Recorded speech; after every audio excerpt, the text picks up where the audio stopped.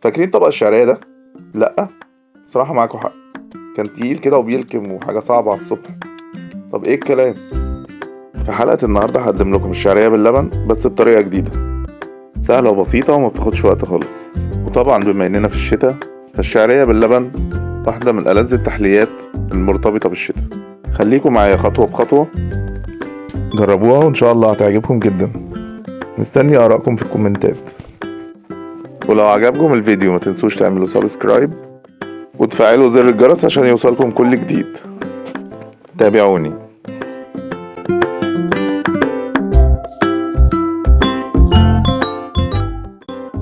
أهلا بيكم، أنا إسلام رمضان ودي قناة الجهبذ.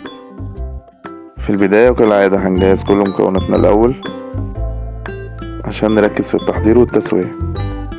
هنحتاج 1 كوب شعرية، نصف كوب سكر، معلقة كبيرة نشا، جوز هند وزبيب، كوباية لبن كبيرة، فانيليا أي نوع كويس، وآيس كريم للتحلية زي ما تحبوا أي نوع.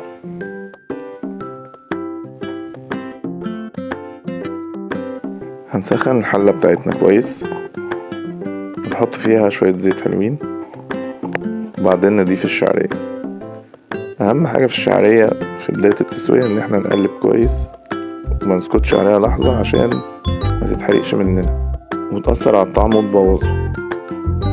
أول ما لونها يوصل للجولدن براون زي ما احنا شايفين أو زي ما بنقول بالبلدي لونها بيحمر، هنبدأ نضيف عليها كمية المية. مقدار المية حوالي قد كمية الشعرية مرة ونص. هنقلب كويس، وطبعا ما ننساش ذرة الملح عشان تظبط معنا الطعم. أول ما الشعرية هتشرب ميتها خالص هنوطي عليها خالص زي الرز، ونحط عود القرفة اللي حابب ما يحطش، وهنغطيها ونسيبها حوالي 10 دقايق. في خلال 10 دقايق دي هنبدأ نجهز الخليط اللي هنضيفه في النهاية. في كبة المكسرات هنحط السكر وجوز الهند والنشا ونطحنهم كويس، وده لان انا مش عايز جوز الهند تبان لما اضيفها على الشعريه.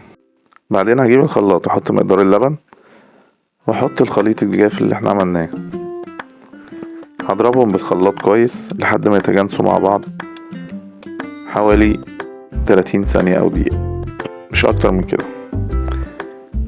بعدين هروح للشعريه واقلبها تقلبتين وابدا اضيف عليها الخليط اللي احنا عملناه. هفضل اقلب فيها حوالي 5 دقايق لحد ما تديني القوام اللي انا عايزه. في حد ممكن يحبها قوامها سايل وفي حد ممكن يحب قوامها كريمي، انا عن نفسي بحبها كريمي. اول ما اوصل للمرحله دي هطفي النار، هنجيب الاطباق اللي هنغرف فيها ونبدا نغرف وهي سخنه، ونضيف عليها المكسرات وجوز الهند والايس كريم لو حابين، وبألف هنا وشفا. لو عجبكم الفيديو ما تنسوش تعملوا لايك وشير، وطبعا مستني آرائكم في الكومنتات. اشوفكم في الحلقات الجاية مع وصفات جديدة. شكرا.